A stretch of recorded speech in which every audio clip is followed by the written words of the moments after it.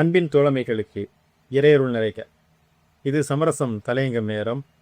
2026 September 1 முதல் 15 இதழுக்கான தலையங்கம் வெற்றி தமிழகம் சாத்தியமா என்ற தலைப்பில் மது போதையினால் இன்று நடந்து வரும் நிகழ்வுகளும் அதை தடுப்பதற்கான வழிகளின் குறித்து மிக ஆழமாக அலசும் கலையத்தான்.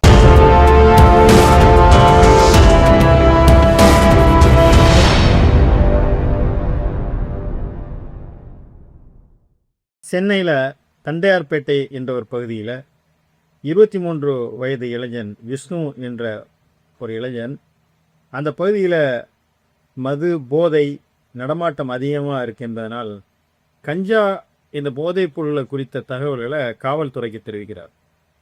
உடனடியாக அந்த செய்தி இவர் தான் காவல்துறைக்கு சொன்னாருங்கிற அந்த செய்தி தெரிந்ததும் அந்த போதை கும்பல் இவரை தாக்குகிறது. எந்தளவு கொடுமையாக இருக்குன்னு சொன்னால் வீர்பாட்டியர்கள், அது மட்டும் இல்லாமல் அது அம்மிக்கல் எடுத்து வந்து அடிக்கிறாங்க, இதெல்லாம் சுத்தியலால் அடிக்கிறாங்க. இந்த மாதிரி கொடுமையாக அடித்து அந்த இளைஞனை கொலை செய்கிறார்கள். அந்த இளைஞன் கொல்லப்படுவதற்கான காரணம் என்ன என்று சொன்னால் இந்த மாதிரி போதைப் பொருள் வச்சுருக்காங்க அப்படிங்கிறத தகவல் கொடுத்ததற்காக ஒரு இளைஞன் கொல்லப்படுகிறார். இது ஒரு நிகழ்வு. இதே மாதிரி 2026 ஆகஸ்ட் 10ஆம் தேதி கோவையில் இந்துஸ்தான் பொறியியல் கல்லூரி காலேஜ் படிக்கக்கூடிய 3ஆம் ஆண்டு படிக்கக்கூடிய கள்ளக்குறிச்சியை சார்ந்த அமுதன் என்ற மாணவன் அங்குள்ள சக மாணவர்களால் தாக்கப்பட்டு அவன் கொலை செய்யப்படுகிறான். காரணம் என்ன என்று சொன்னால் அதுவும் இதே போன்ற காரணம்தான். கல்லூரி வளாகத்தில் சக மாணவர்கள் போதைப் பொருட்களை பயன்படுத்துகிறான் அப்படிங்கிற தகவலை அமுதன் என்ற அந்த மாணவன் சொல்றதுனால இவர்கள் எல்லாம் சேர்ந்து அந்த மாணவனை அடித்துக் கொள்கிறார்கள் என்று சொன்னால் நாம் எந்த மாதிரியான காலத்திலே வாழ்கிறோம் என்பதையும் நாம் யோசித்து பார்க்க வேண்டியிருக்கிறோம். அதே போல் 2026 ஆகஸ்ட் 14ஆம் நாள், அதாவது இந்த சம்பவம் நடந்த 10ஆம் தேதி நடக்குது. அடுத்த 4 நாளில் சென்னையில் திருவொற்றியூரில் விம்கோ அரசு பள்ளியில் 12ஆம் வகுப்பு +2 படிக்கக்கூடிய மாணவர் தனுஷ்குமார் அப்படிங்கிற மாணவர், அங்கே படிக்கக்கூடிய மாணவர்கள் எல்லாம் சேர்றது 30 பேர் சேர்ந்த கும்பல் அந்த பள்ளியை ஒட்டி வளாகத்தில் ஒரு பஸ் ஸ்டாண்ட் இருக்குது, அதற்கு பின்புறமாக அழைத்து சென்று அடித்தே கொலை செய்கிறார்கள். இதற்கான காரணம் என்ன என்று சொல்லும்போது கோஷ்டி மோதல் அப்படிங்கிறத தகவலாக சொல்கிறாங்க. கோஷ்டி மோதல்னா என்ன? 2 கோஷ்டி மோதுறது. ஆனால் இங்கே ஒரே ஒரு பையனை 30 மாணவர்கள் சேர்ந்து அடித்தது எப்படி கோஷ்டி மோதல் ஆகும்? அதே நேரத்தில் முன்விரோதம் என்று சொன்னாலும் எப்படிப்பட்டாலும் இது கொலைதான். ஆனால் பள்ளிக்கூடம் இந்த +2 மாணவர்கள் +2 மாணவர்கள் சக மாணவனை அடித்து கொள்கிறாங்கன்னா அதற்கான காரணம் எதுவாக இருந்தாலும் இது எப்படிப்பட்ட ஒரு நெருக்கடியான சூழ்நிலை இன்றைய தமிழகம் இருக்கிறது. கொலைக்களமாக தமிழகம் மாறி வருகிறது. பள்ளிக்கூட வளாகங்களில் கொலை நடக்கிறது, கல்லூரி வளாகங்களில் கொலை நடக்கிறது. இப்போ இந்த தனுஷ்குமாருடைய தந்தை வெங்கடேசன் என்ன சொல்கிறாருன்னா, எங்கள் பையனுக்கும் இந்த பள்ளியில் படிக்கக்கூடிய மாணவருக்கும் முன்விரோதம்லாம் ஒன்றும் கிடையாது. என்ன காரணம் என்று சொன்னால் இந்த பையங்க போதை வஸ்துகளை பயன்படுத்துகிறாங்க, அதை என் பையன் தட்டி கேட்டான், அதை காவல்துறையில் தகவல் சொன்னான், இதை தெரிந்து அந்த பையனை அடிக்க கொண்டிருக்கிறார்கள் என்று சொல்கிறார்கள். இப்போ இந்த 3 கொலையும் பாருங்கள், இந்த மாதத்தில் அண்மையில் நடந்த 3 கொலைகளுமே மது போதை பயன்படுத்தியதை காட்டி கொடுத்ததற்காக, அதை ஒழிக்க வேண்டும் என்று தகவல் சொன்னதுக்காக இங்கே 3 மாணவர்கள் கொலை செய்யப்பட்டு கொஞ்சம் வயசு இளம் வயது மாணவர்கள் கொல்லப்பட்டிருக்காங்க. இதில் முதல் சம்பவத்தில் 5 பேரை கைது பண்ணியிருக்காங்க, 2வது சம்பவத்தில் 15 பேரை கைது பண்ணியிருக்காங்க, இப்போ 16 பேர் இதில் கைது பண்ணியிருக்காங்க. இவங்களை கைது பண்ணி ஜெயிலுக்கு கொண்டு போக முடியல. ஏன் என்று சொன்னால் 16 பேரும் யார் என்று சொன்னால் 18 வயசு கீழ் வருவாங்க. அப்போ இவர்கள் என்னன்னா இளம் வயது குற்றவாளிகள். இவர்கள் எல்லாம் சிறார் நீதி குழுமத்தில் போய் ஆஜர்படுத்தியிருக்காங்க. ஜெயிலில் கூட அடைக்க முடியாது, மைனர் இவங்க. ஆனால் மைனர் தான் இவங்க, ஆனால் கொலைகாரங்க. நீங்கள் 18 வயசுக்கு பிறகு கொலை பண்ணால் உங்களுக்கு தண்டனை, 18 வயசு கீழே கொலை பண்ணோம்னா சிறார் சீர்திருத்த பள்ளியில் சேர்த்துருவாங்க. இப்படி ஒரு சட்டம் இருக்கிறது. இதை பயன்படுத்தி கொண்டு தான் 18 வயதுக்கு கீழ் உள்ள இந்த மாணவர்கள் சேர்ந்து இந்த கொலையை செய்ய துணிந்திருக்கிறார்கள். மதுவும் போதையும் தமிழ்நாட்டை கொடூரமாக தாக்கி கொண்டிருக்கிறது. எந்த அளவு என்று சொன்னால் தக்கலையில் பள்ளிக்கூடத்தில் மாணவிகள் அங்கே உட்காந்து தண்ணி அடிக்கிறாங்க. அப்புறம் சொன்னாங்க இது இல்லை, பள்ளிக்கூடத்திலாம் இதை அடிக்கலை, இது வெளியே அடிச்சிருக்காங்க. இது வைரல் ஆகுது இந்த காட்சி. அதற்கு பிறகு ஆய்வு செய்து பார்த்தால் அது தக்கலை அரசு பள்ளிக்கூடத்தில் தான் இதை தண்ணி அடிச்சிருக்காங்க, அது மாணவிகள். உடனடியாக அங்குள்ள தலைமை ஆசிரியரை இடமாற்றம் செய்கிறாங்க, டிரான்ஸ்ஃபர் பண்ணுறாங்க. அவ்வளோதான் செய்ய முடியுது. ஆனால் இங்கே பள்ளிக்கூட வளாகத்தில் மாணவிகள் தண்ணி அடிக்கிறாங்க. பள்ளிக்கூட வளாகங்களில் இன்றைக்கு கூலி போன்ற பொருள்கள், இப்போ வந்து ஸ்டாம்ப் வந்துருச்சு.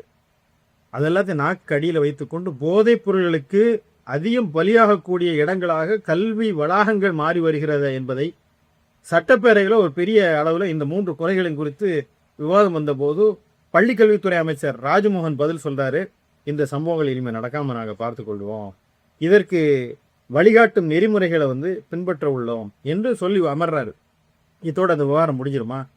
இந்த கொலைகள்லாம் சொல்லக்கூடிய செய்தி என்ன? நீங்கள் இதில் ஆழமான இந்த செய்தியை பாருங்க. நாங்கள் போதை பொருளை பயன்படுத்துவோம், அப்படித்தான் காலேஜில் பயன்படுத்துவோம். எவனாவது வெளியே சொன்னான்னா அவன் நிலைமை என்ன? இந்த விஷ்ணுவுக்கு ஏற்பட்ட, இந்த தனுஷ்குமாருக்கு ஏற்பட்ட இந்த நிலைமை தான் உங்களுக்கு ஏற்படும். எனவே யாராவது இதை பற்றி நீங்கள் தகவல் சொல்லியாச்சுன்னா உங்களை அடித்துக் கொள்வோம் என்ற செய்தியைத்தான் ஆழமாக இவர்கள் சொல்லியிருக்கிறார்கள். இவர்கள்லாம் யார்? இளைஞர்கள், மாணவர்கள் சொல்லி இவங்கள் மேலே கருணையெல்லாம் கட்டக்கூடாது. கொலகாரர்கள், இவர்கள் கயவர்கள். இவர்களை சட்டத்தின் முன்னால் நிறுத்தி அத்தனை பேரும் தண்டிக்கணும். இந்த தண்டனை தான் அடுத்தவனுக்கு பயமா வரும். இப்படி கொலை செய்தால் என்ன தண்டனை இருக்கிறது என்பது வரும். கொலை செஞ்சா என்ன, நம்மளை சிறார் சீர்திருத்த பள்ளியில் வைப்பாங்க, வெளியே விட்டுவாங்க என்ற அந்த தைரியம் இந்த கொலைக்கு அவர்களுக்கு உண்டி இருக்கிறது. இந்த ரவுடியிசம் இதெல்லாம் வந்து கும்பல் மனநிலை அவர்களை வந்து ரொம்பவும் உற்சாகம் ஊட்டுகிறது. போதை கலாச்சாரம் அவர்களை எந்த உச்சத்திற்கும் கொண்டு செல்கிறது. எந்த அளவு என்று சொன்னால், சக மாணவனை, உடன்படிக்கக்கூடிய மாணவனை அடித்து கொல்லக்கூடிய அளவிற்கு இந்த போதை தூண்டுகிறது என்று சொன்னால், இந்த மது போதையை உடனடியாக ஒழித்தாக வேண்டிய எச்சரிக்கை மணியை இந்த சம்பவங்கள் நமக்கு சொல்லி தருகிறது. அடுத்து இன்னொரு விஷயத்தையும் கவனிக்கணும். காவல்துறையில் போய் இந்த போதைப் பொருள்களை பற்றியான தகவல் கொடுத்தா அந்த தகவலை ரகசியமாக பாதுகாக்க வேண்டிய பொறுப்பு காவல்துறைக்கு இருக்குது. அது அந்த சட்டப்பிரிவிலே இருக்குது. அதுபோல் தான் வாணியம்பாடியில் இப்போ முன்னாடி இப்போ ஒரு கொலை நடந்தது. அந்த காவல்துறைக்கு ஒரு இளைஞர் சொன்னார் சொல்லி அந்த இளைஞனை அடிச்சே கொண்டாங்க. அப்போ காவல்துறை இது உடந்தையா என்ற அடிப்படையில் காவல்துறையுடைய மெத்தன போக்கும் அரசுடைய அலட்சியத்தையும் இங்கே கவனத்தில் கொள்ள வேண்டும். ஒருத்தர் தகவல் சொன்னான்னா அந்த தகவலை ரகசியமாக வைக்கிறத விட்டு, டேய் இவன் தான் சொன்னான் அப்படி சொல்ல போய் தான் இவன் என்ன பண்ணுறாங்க, கொலை செய்யக்கூடிய அளவுக்கு வர்றாங்க.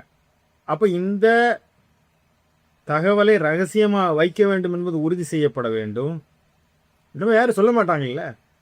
இப்போ வீட்டில் பேரண்ட்ஸ் என்ன சொல்லுவாங்க, எப்போ உனக்கு என்ன வம்போ, சொல்லிடாதடா, அடித்து கொண்டு ஓடுவாங்க, உன் வேலையை பார்த்துட்டு. அப்போ இந்த தீமைகளை கண்டிக்க வேண்டும் என்ற மனநிலையை வேற இருக்கக்கூடிய செயலை இவர்கள் செய்திருக்கிறார்கள். அப்போ இந்த தீமை நடந்ததுன்னா கண்டுக்காமல் போயிடு. ஒருத்தர் அடிச்சு கொள்றாங்கன்னா பார்த்துக்கிட்டே போயிரு. ஒரு கொலை நடக்கு, ஒரு கஞ்சா கடத்தல் நடக்கு, ஒரு தீமை நடக்குன்னா தட்டி கேட்காத. தட்டி கேட்டால் உன்னை தட்டி விடுவார்கள். இந்த எச்சரிக்கையை அவர்கள் நமக்கு வழங்குகிறார் என்று சொன்னால் எவ்வளவு மோசமான ஒரு காலத்தை நாம் வாழ்கிறோம் என்பதையும் பார்க்க வந்தோம். இந்த தகவல் தருவருடைய தகவலும் ரகசியமாக வைக்கப்பட வேண்டும். அதே நேரத்தில் அவர்களுடைய பாதுகாப்பும் உறுதி செய்யப்பட வேண்டும்.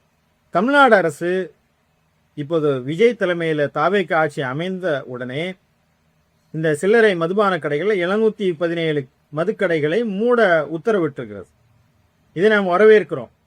அதே போல மது பழக்கத்திலிருந்து மீள்வதற்கும் மது மறுவாழ்வு மையங்களுக்கும் இந்த பட்ஜெட்டில் போதையில்லா தமிழ்நாடு, போதைப் பொருட்கள் பயன்பாடு இல்லா தமிழ்நாடு என்ற திட்டத்திற்காக 70 கோடியை அரசு ஒதுக்கி இருக்கிறது. இதையும் நாம் வரவேற்கிறோம். ஆனால் அதே நேரத்தில் சில்லறை மதுபான துறையில் அந்த விற்பனையை அதிகப்படுத்தி காட்டுவதற்காக அதனுடைய சீர்திருத்தங்கள் என்ற அடிப்படையிலே இப்போ அந்த லைசன்ஸ் இருக்குது, உணவகங்களுக்கான லைசன்ஸ் FL1, FL2, FL3ன்னு சொல்லி. அப்போ இந்த FL2 லைசன்ஸ் வச்சிருக்கக்கூடிய உயர்தரமான முக்கிய நகரங்களில் இருக்கக்கூடிய அந்த உணவு விடுதிகளில் ரெஸ்ட்ரோ பார்களை நீங்கள் கொண்டு வரலாம் என்ற ஒரு திட்டத்திற்கு 2000 மதுக்கடைகளை புதிதாக ரெஸ்ட்ரோ பார்களை திறப்பதற்கு அரசு அனுமதி அளிக்க உள்ளதாக உள்ள தகவல்கள் நமக்கு கவலை அளிக்கிறது. இங்கே 217 மூடியாச்சு. 2000 ரெஸ்ட்ரோ பார்களை திறப்பதற்கான அனுமதி அரசு வழங்க உள்ளதாக வருகின்ற இந்த தகவல்களை அரசு உடனடியாக இதை தெளிவுபடுத்த வேண்டும். அப்படியெல்லாம் எந்த ரெஸ்ட்ரோ பாருக்கும் சரி, எலைட் பார்களுக்கும் சரி, எந்த வகையான டாஸ்மாகாக எந்த கடையும் புதுசாக திறக்க மாட்டோம். பழைய கடையை நீங்கள் ஒழிக்கிறது ஒன்று தான். இந்த பக்கம் இப்போ 717 முடிச்சாங்க, 2000 நீங்கள் திறந்தீங்கன்னா என்ன ஒழிச்சிங்க? அப்போ இதையும் கூட நாம் அரசு தெளிவுபடுத்த வேண்டிய ஒரு நிலையில் இருக்கிறது. அதே போல் போதைப் பொருள் வச்சுருக்காங்கன்னா அது தண்டனைக்குரிய குற்றம். இன்னைக்கு கஞ்சா கடத்துகிறான், கஞ்சா பொருள் வச்சுருக்கான். இன்றைக்கி ஏராளமான இந்த 2 மாதத்துலேயே ஏராளமான கிலோ கணக்கில் கஞ்சாக்கள் பறிமுதல் செய்யப்பட்டிருங்க, போதைப் பொருள்கள். அப்போ இந்த போதைப் பொருளை வைத்திருப்பது குற்றம் என்று சொன்னால், இந்த போதை தருகிற மதுக்கடைகளை வச்சிருக்கிறது குற்றம் இல்லையா? நீங்க மதுக்கடைகளை வச்சிருப்பீங்க, டாஸ்மாக் கடைகளை வைக்கலாம். ஆனால் கஞ்சா வச்சிருக்கா குற்றம், அந்த போதை குற்றம், இந்த போதை குற்றம் இல்லை.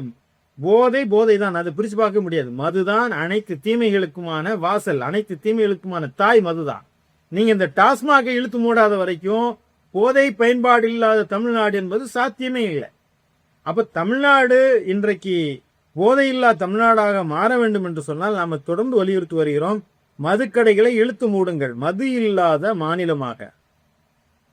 அப்ப ஒரு கேள்வி வருது, அரசுடைய நிதிநிலையை சைக்கட்டுறதற்கு மதுவினாலான வருமானம் ஏன் மற்ற மாநிலங்கள், மது ஒழித்த மாநிலங்கள் இருக்கு, அங்கே என்ன வருமானம் வருது? மது இல்லா மாநிலங்களில் என்ன வருமானம் வருகிறது? இது வருமானம் இல்லை, அவமானம். அவமானம் மட்டுமல்ல, இது பெரிய பொருளாதார இழப்பு.